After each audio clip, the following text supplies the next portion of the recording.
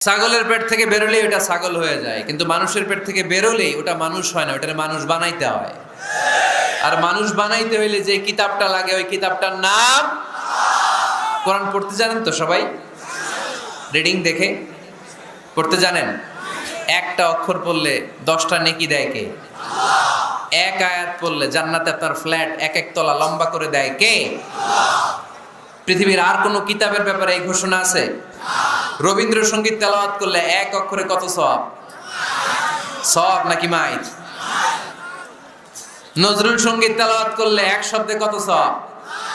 Bible পড়লে, গীতা পাঠ করলে, রামায়ণ, শ্রীমৎ ভাগবত গীতা, কোনো সওয়াব আছে?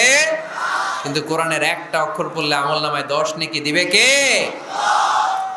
যারা কোরআন পড়তে জানি না, কোরআন যেন শিখে নেই।